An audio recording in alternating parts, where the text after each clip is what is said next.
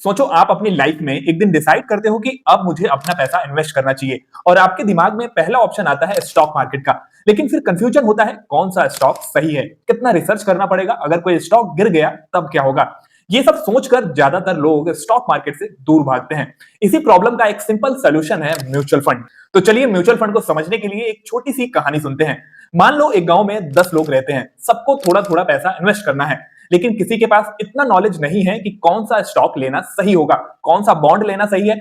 तब सब लोग डिसाइड करते हैं कि चलो अपना पैसा इकट्ठा करते हैं और एक बड़ी टोकरी में डालते हैं। उसके बाद वो एक समझदार आदमी को बोलते हैं कि आप हमारे पैसे को इन्वेस्ट करो। ये समझदार आदमी होता है फंड मैनेजर। अब फंड मैनेजर क्या करता है, वो पैसा लेकर अलग अलग स्टॉक्स, बॉन्ड्स या फिर गोल्ड में इन्वेस्ट करता है। मतलब अगर एक कंपनी के शेयर गिर भी जाए तो दूसरी कंपनी के शेयर बढ़ जाते हैं और रिस्क आपका बैलेंस हो जाता है।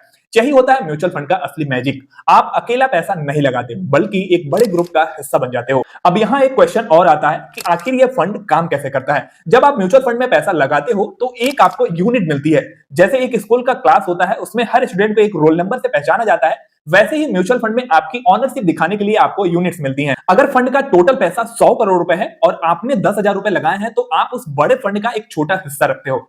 फंड मैनेजर अपना काम करता है, कभी इंफोसिस का स्टॉक लेता है, कभी एचडीएफसी का बॉन्ड, कभी गवर्नमेंट सिक्योरिटी, और जो प्रॉफिट या लॉस होता है वो सबके बीच में उनके हिस्से के हिसाब से बांटा जाता है। अब समझते हैं कि म्यूचुअल फंड के कितने टाइप्स होते हैं। सबसे पहला होता है इक्विटी फंड। ये फंड पैसा लगाता है स्टॉक मार्केट में। मतलब अगर इंडिया के बड़े कंपनीज ग्रो करते हैं तो आपका पैसा भी ग्रो करता है, लेकिन रिस्क भी यहाँ ज्यादा होता है क्योंकि स्टॉक मार्केट ऊपर नीचे होता ही रहता है। इक्विटी फंड उन लोगों के लिए है जो लॉन्ग टर्म में पैसा बढ़ाना चाहते हैं, जैसे 5, 10 या 15 साल के लिए। दूसरा होता है डेब्ट फंड। ये थोड़ा सेफ होता है, इसमें पैसा गवर्नमेंट बॉन्ड्स या कॉर्पोरेट बॉन्ड्स में जाता है। मतलब रिटर्न्स ज्यादा बड़ा नहीं होता लेकिन रिस्क भी कम होता है। इसे आप शॉर्ट टर्म गोल्स के लिए यूज कर सकते हो। फिर आते हैं हाइब्रिड फंड्स। नाम ही बताता है दोनों का मिक्सचर, थोड़ा इक्विटी थोड़ा डेब्ट। ये उन लोगों के लिए अच्छा है जो बैलेंस चाहते हैं, ना ज्यादा रिस्क ना ज्यादा सेफ। और आजकल एक और ऑप्शन बहुत पॉपुलर है, इंडेक्स फंड। ये फंड्स खुद रिसर्च नहीं करते, बस एक इंडेक्स को कॉपी करते हैं, जैसे निफ्टी 50 या सेंसेक्स। मतलब अगर निफ्टी ऊपर गया तो आपका फंड भी ऊपर जाएगा, अगर नीचे गया तो आपका फंड भी नीचे। ये सिंपल, ट्रांसपेरेंट और कम खर्च वाले फंड्स होते हैं।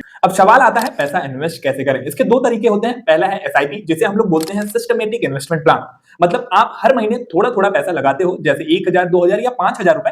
ये वैसे ही है जैसे आप हर महीने एक नया पौधा लगाओ और धीरे धीरे आपका पूरा जंगल बन जाए। एसआईपी में मार्केट कभी ऊपर हो कभी नीचे, आप हर महीने इन्वेस्ट करते रहते हो और एवरेज निकल जाता है।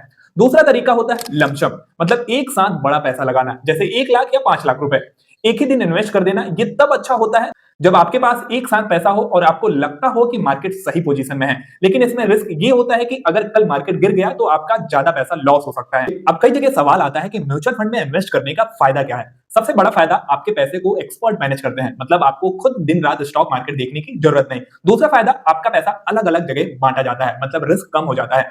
एंड तीसरा फायदा, आप छोटी रकम से शुरू कर सकते हो। आज के टाइम में 500 रुपए से भी एसआईपी स्टार्ट हो जाती है। एंड चौथा फायदा, आप कभी भी पैसा निकाल सकते हो, सिर्फ टैक्स सेविंग फंड को छोड़ के।